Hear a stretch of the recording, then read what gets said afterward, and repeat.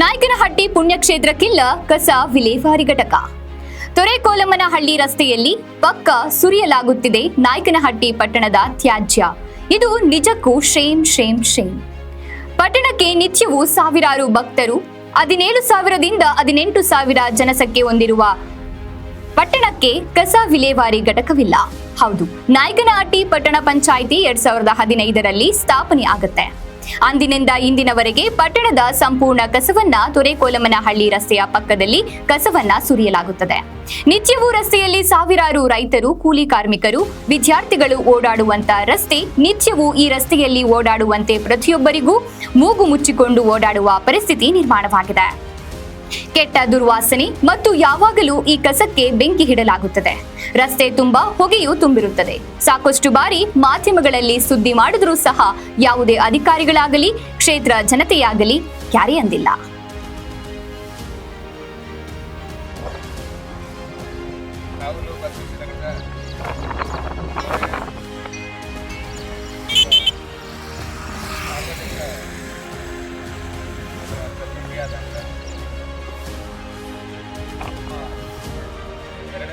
ವಾರ್ಡಿಗೆ ಸಂಬಂಧಪಟ್ಟ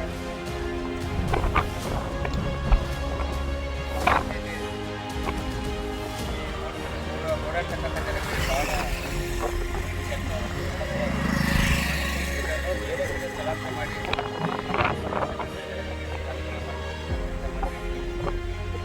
ಇವತ್ತು ಕೃಷಿ ಇಲಾಖೆಗೆ ಏನೇನಿದೆ ಹಲವಾರು ಜನಕ್ಕೂ ಅಡ್ಡಾಡ್ತಾ ಸಂಬಂಧಿಸಿದ ಪ್ರತಿಯೊಂದು ಇಲಾಖೆಗೆ ಅಡ್ಡಾಡ್ತಾ ಇದ್ದಾರೆ.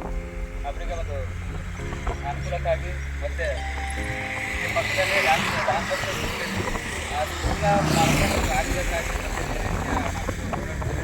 ಓಡಾಡ್ತಾ ಇದ್ದಾರೆ. ಅವ್ರಿಗೆ ಒಳ್ಳೆಯ ಒಂದು ಈ ಕೆಟ್ಟದಾಗಿ ವಾಸನೆ ಪಡ್ತಕ್ಕಂಥ ಒಂದು ಬೇರೆ ಕಡೆ ಪರಿಶೀಲನೆ ಮಾಡಿ ಬೇರೆ ಕಡೆ ಸ್ಥಳಾಂತರ ಮಾಡಿದ್ರೆ ಒಳ್ಳೆಯ ಮಕ್ಕಳಿಗೂ ಒಳ್ಳೆಯ ಅನುಕೂಲ ಆಗುತ್ತೆ. ಇಲ್ಲಿ ಓಡಾಡ್ತಕ್ಕಂಥ ಒಂದು ಜನರಿಗೆ ಒಳ್ಳೆಯ ಅನುಕೂಲ ಆಗುತ್ತೆ ಅಂತ ನಮ್ಮಲ್ಲಿ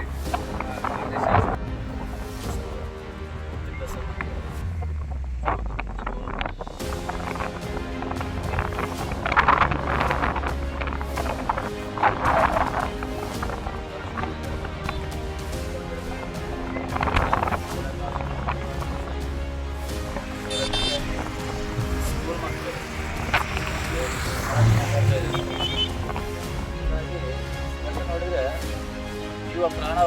ಜೀವ ಬರುತ್ತೆ ಅಂತ ಪೊಸಿಷನ್. ಆಮೇಲೆ ಶೀಲಾಯ್ಕೆಯಿಂದ ಸಾವಿರಾರು ಜನ ಅಡ್ಡಾಡ್ತಾ ಇದ್ದಾರೆ. ಆ ಸ್ಮೆಲ್ ಹೇಳೋಕ್ಕಾಗಲ್ಲ. ಸೋಲಿಂದಾಗಿ ಬೆಂಕಿ ಹಚ್ತಾರೆ. ಬೆಂಕಿ ಹಚ್ಚಿದ ಮೇಲೆ ಆ ಹೊಗೆ ಸಿಕ್ಕಾಪಟ್ಟೆ ಹೊಗೆ ಬರುತ್ತೆ. ಆ ಕಡೆ ವೆಹಿಕಲ್ಸ್ ಬರುತ್ತೆ, ಈ ಕಡೆ ವೆಹಿಕಲ್ಸ್ ಬರುತ್ತೆ. ಹೀಗಾಗಿ ಗಾಡಿ ಹೆಚ್ಚಾಗೋದು ಕಾಣಿಸ್ತಿಲ್ಲ ಅಂತ ಇದೆ. ಆ ಹೊಗೆ ಸ್ಟಾರ್ಟ್ ಆದರೆ ನೋಡಿ, ಈಗ ಬರ್ತಾ ಇದ್ದಾರೆ. ಈ ಪೊಸಿಷನ್ ಇರ್ತಾರೆ ಇದೆ.